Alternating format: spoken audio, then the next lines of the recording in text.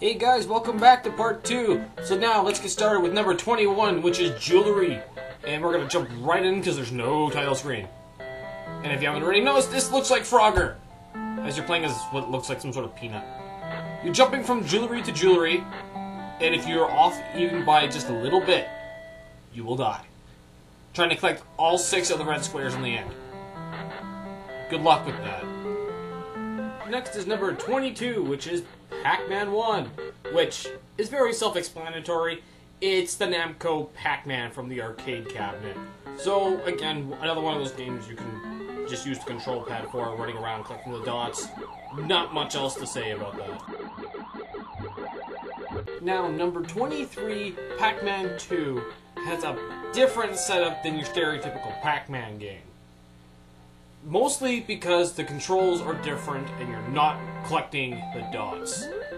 Pressing anything on the control pad will make you jump on the spot, while pressing and holding A will make you run, tapping it to make you sprint. B is to make you go backwards. The circles at the top of the screen underneath your score, which you achieve by running and collecting cherries, is a timer that'll eventually go down over time and refills every time you hit a breakpoint, which is basically your checkpoints. And you're avoiding ghosts in airplanes, and they're dropping mini ghosts, believe it or not. By far the strangest Pac-Man game I have ever played. Going down the list to Ninja 1. Now, this game's a little bit interesting, and you can't really see it, but this game loves blinking everything. Your score blinks, the score at the top of the screen blinks as well, any items you pick up will blink. Now, jumping isn't very responsive on the spot because you can't jump on the spot. Pressing A, standing, will make you drop through a platform. You have to run sideways and then press A for and it takes about 2 seconds for it to actually register. Holding the A button makes you jump a little bit higher. B button to attack throwing stars. And it's just weird, because you can jump into enemies and it paralyzes them, but only when they throw their stars at you do you actually take damage. But jumping mechanics just are so picky, and it's just so I can't say anything more about it because it's that irritating. Right along down to number 25, which is Ninja 2. So now, with this, it's mostly the same, except for a couple additions they've changed. So now you're saving this little Japanese kimono girl from Patch Skull face guy up at the top of the screen there. But you can never totally get to the top of the screen. Your objective is to run around and to collect those little souls when you kill these evil kimono girls, I think. And you can now jump on the spot, but you cannot jump through platforms down anymore. You have to jump into the bricks to go down. Or to go up and then to go down again. And the jumping mechanics still suck. It's horribly hard to jump sideways. And and if you get anywhere close to those other little white girls, they can get you pretty fast. Yeah, jumping mechanics still suck. I hate it. Continuing on down the list, we're now down to 26, which is Mahjong 2. Oh man, I forgot. This one's entirely in Japanese, which I can't read. So, and not only that, I have no freaking clue how to play. So, at this point, after testing a pause screen, I'm just gonna move on to the next one. Number 27. Which, in this case, is, oh crap, Mahjong 4. Again, more Mahjong! No freaking clue how to play! So I'm just gonna go ahead and skip this one too. Now, golf. That's something I can play. Moving left and right on the control pad will change the angle of which you're gonna shoot, depending on the wind. Up and down lets you cycle through your clubs. A is now for your striking power, which on the return is ridiculously fast. It's not even cool.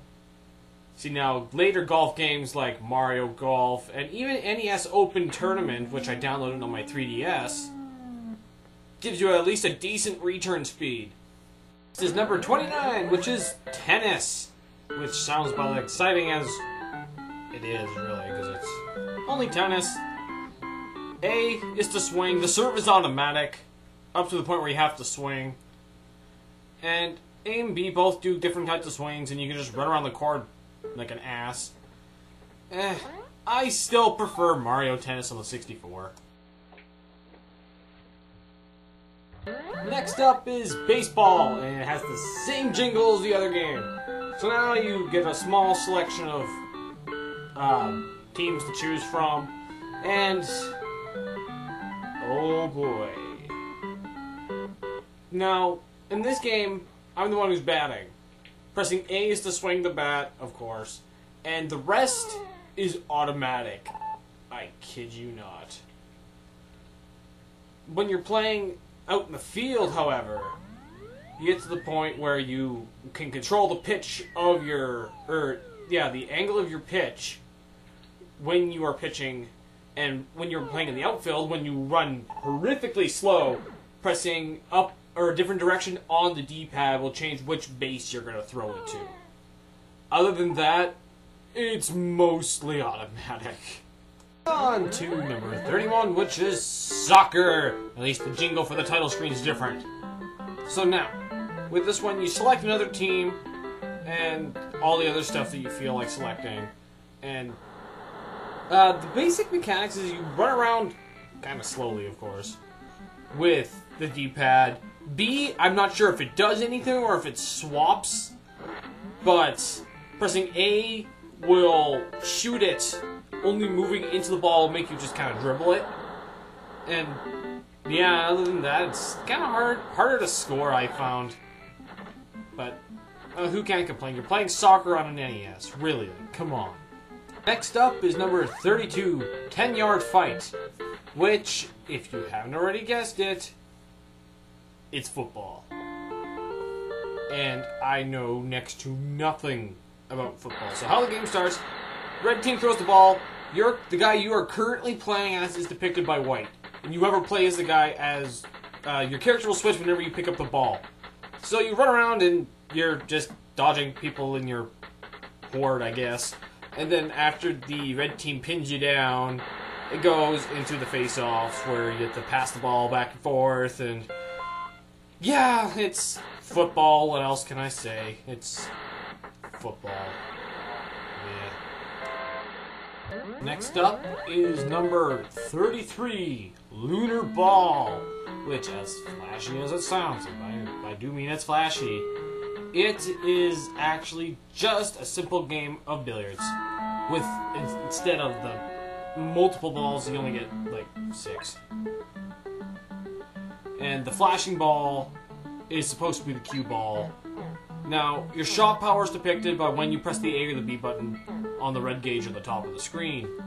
You have to get a ball in every time you shoot, otherwise your 3-shot meter above your power bar goes down 1. And it doesn't really show it, or I have yet to actually find it. It's actually your ball count. I just actually realized now that is actually your life count. You have a set number of lives, and if you lose all 3 of your shot lives, you lose a ball. And once you lose all your balls, it's a game over.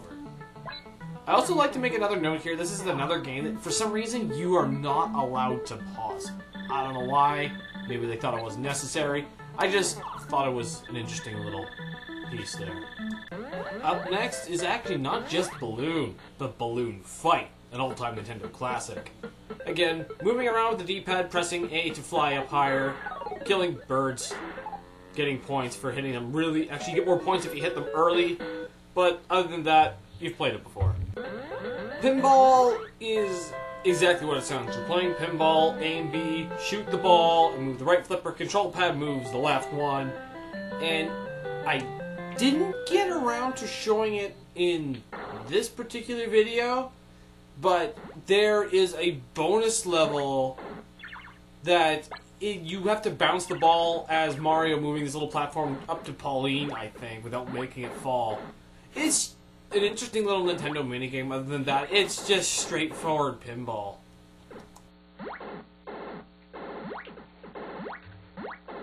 Moving on to number 36, which is Night Fight. And this jingle is long. Oh my god. But, anyways, the point of this, you're not actually playing as a knight, you're playing as this weird shinobi character. And pressing A and B throws boomerangs, and I think you're supposed to get rid of all the ninjas, but I believe it was a really, really long section I originally did, but they didn't seem to die. Just run around until you die, and nothing stops him except for enemy boomerangs. I am not kidding you. He'll trudge through water and bushes and stuff, but only the boomerangs will stop him. And you can't, they don't show it, but you only have 3 lives before you get a game over and have to start over again. Next up is Chalk and Pop, or very famous CluClu Land. Now, it's, again, straightforward. If you haven't already known what it's about, you're basically playing as this little yellow blob guy, tapping the button, the D-pad buttons, and holding them to spin on the spot on the posts to make an image without touching the urchins, I think? But they're called, but pressing B shoots this little sound wave. You can push them into the wall to kill them. So, it's really, really handy. And there's some neat little references you can get in this one. I'm making some sort of heart. And there's those little elastically pink things that'll just shoot you backwards. They do that in to make little eyes. I made a mushroom in another game, and it's hilarious to make see all the little cameos they make. And plus, the theme music's really, really catchy.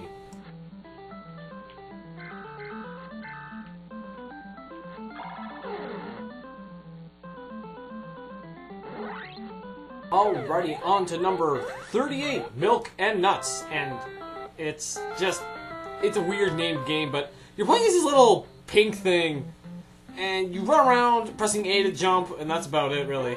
The objective is to run around and collect all the fruit, and then the house on the top of the screen, a little pink circle thing again pops up, except this one's got a bow and screaming help, and once you click, you go there and there's a heart, and then you move on to the next level, and it's just very strange.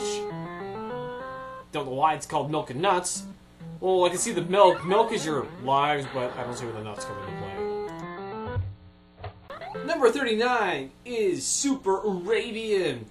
And yeah, it's exactly what it sounds. You're playing as this Arabian guy with Arabian music, collecting jars. Most notable thing here, B is to jump instead of the A button, which feels kind of awkward. Pressing A lets you kick enemies. And this guy's got one heck of a kick. That and he can take falls. So collecting all the jars, spelling out Arabian, believe it or not, will advance you on towards the next level. If I stop dying. Yes, I know I suck.